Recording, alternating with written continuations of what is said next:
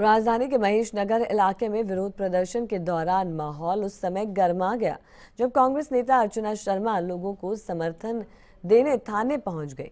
हालांकि अर्चना शर्मा इलाके के कुछ लोगों के बुलावे पर वहां गई, लेकिन स्थानीय बीजेपी कार्यकर्ताओं को ये रास नहीं आया और उन्होंने अर्चना शर्मा के खिलाफ नारेबाजी शुरू कर दी।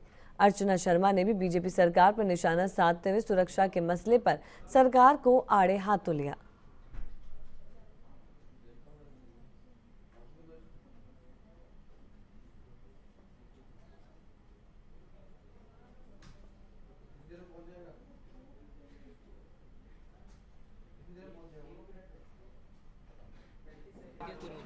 देखिए, भारतीय जनता पार्टी जिसको उत्तरदायी होना चाहिए कानून प्रशासन को, कानून व्यवस्था को बनाए रखने का, उनके गृह मंत्री कहते हैं कि पुलिस का रोल जो है वो अपराध होने के बाद आता है, तो उसके अनुपालन इनके शासन में पुलिस प्रशासन कर ही रहा है।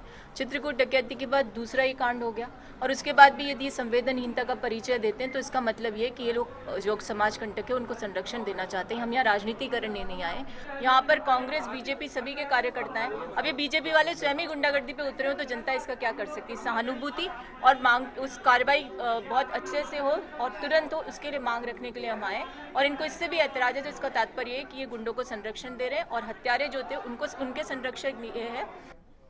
देखिए, भारतीय जनता पार्टी जिसको उत्तरदायी होना चाहिए कानून प्रशासन को, कानून व्यवस्था को बनाए रखने का, उनके गृह मंत्री कहते हैं कि पुलिस का रोल जो है वो अपराध होने के बाद आता है, तो उसके अनुपालन इनके शासन में पुलिस प्रशासन कर ही रहा है।